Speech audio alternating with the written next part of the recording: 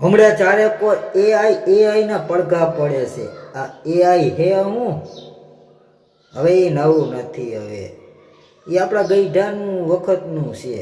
હું વાત કરો છું તે આપણે પેલા ખબર બારેથી રાડું પાડતા એ હાલો કામે તો જાણ હોય ને તો એમ કેતો એ આવ્યો અને બાઈ હતી તો એ આઈ જ એ આઈ.